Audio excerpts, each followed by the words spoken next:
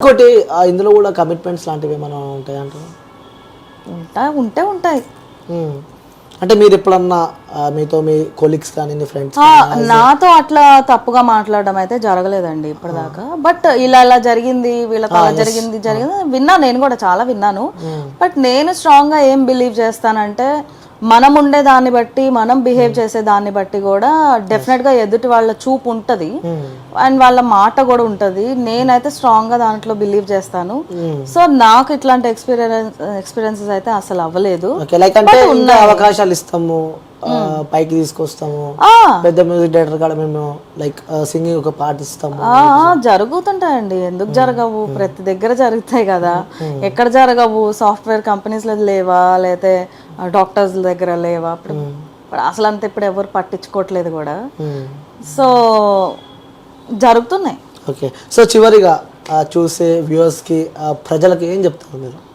Like ఎందుకంటే ఇలాంటి issues బయటకు వచ్చినప్పుడు జనాలు భయపడుతూ ఉంటారు. లైక్ ఎవరైనా ఆ సింగర్ కావాలని చెప్పి అవకాశాలు ఉన్నా, సో అప్కమింగ్ ఇప్పుడు వచ్చే 18+ వాళ్ళు కానీ ఆ సింగర్ని చేద్దాము, నా కొడుకుని కూతురు అని చెప్పి ఎన్నో కళలు కన్న వాళ్ళు కూడా ఇలాంటి ఆరోపణలు బయటకు వస్తే వాళ్ళు భయపడుతూ ఉంటారు. లైక్ నా కూతురికి. సో ఎగ్జాక్ట్లీ ఇప్పుడు మీరు కరెక్ట్ గా చెప్పారు. నన్ను కింద కామెంట్స్ లో కొంతమంది తిట్టేస్తున్నారు, ఎందుకు ఇట్లా భయపెట్టేస్తున్నారు, ఇంకా ఎవరు రాకూడదా ఇండస్ట్రీకి, ఇంకా రాకూడదు అన్నట్టు చెప్పేస్తున్నారు అని. No, I'm only giving a reality check about reality shows. అన్నిటికీ ప్రిపేర్ అయ్యండి, అది నేను చెప్పేది. ఎగ్జాక్ట్లీ ఇప్పుడు మీరు క్యాచ్ చేశారు కరెక్ట్ గా. ఏంటి అంటే చాలా స్మూత్ గా ఉంటది అనుకొని రావద్దు, ఎందుకంటే బాధపడతారు. అండ్ నేను చెప్పేది ఏంటంటే, మీరు రావద్దు, ఇంట్లో ఆగిపోండి, ఇక్కడ వేస్ట్, ఇక్కడ ఏం జరగదు, అది కాదు నేను చెప్పేది.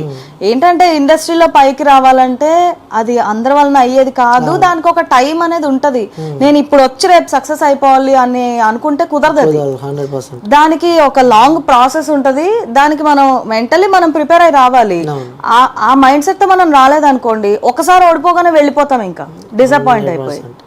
సో అట్లా చేసుకోవడం వల్ల యూజ్ లేదు. వచ్చే వాళ్ళు రండి, హ్యాపీగా రండి, ప్రాబ్లం ఏం లేదు. అంటే ఇప్పుడు ఒకటి జరిగింది, దాన్ని మర్చిపోయి నెక్స్ట్ ఏంటి అలా ఆలోచించాలి. ఆ యాటిట్యూడ్ తో ఉండే వాళ్ళైతే రండి, నో ప్రాబ్లం. కొన్ని కూడా ఆ మనసుకు తీసుకొని ఏమన్నా జరిగే అవకాశాలు ఉంటాయి, లైక్ డీప్ గా తీసుకొని కూడా. ఇప్పుడు ఈ అమ్మాయి అట్లానే కదా, డీప్ గా తీసేసుకుంది, బాగా మనసులో బాగా తీసుకుంది. సో నేను డిప్రెషన్ లో ఉన్నాను అని అంటుంది. సో అంత లెవెల్ దాకా వెళ్ళే అంత సెన్సిటివ్ గా ఉన్న వాళ్ళు కొంచెం ధైర్యంగా, మీ ధైర్యం పెంచుకొని రండి అంటున్నాను నేను, అంతే. Okay ma'am, thank you ma'am. మీరు బయటకు వచ్చి మాట్లాడుతున్నారు, ఎందుకంటే యాజ్ ఎ ఉమెన్ గా. ఒక కామెంట్ చూస్తే నాకు నవ్వు వచ్చింది. ఈమె బాగా పాడుతుంది కదా, ఈమె కావాలని ఇప్పుడు టీఆర్పీ కోసం చెప్తుంది, ఈమెకి గాడ్ ఫాదర్ ఉన్నారు ఇండస్ట్రీలో. అరే బాబు, నాకు గాడ్ ఫాదర్ ఉంటే నేనెందుకు అన్ని షోస్ లో ఎలిమినేట్ అవుతాను? నాకెందుకు ఇన్ని నష్టాలు జరుగుతాయి?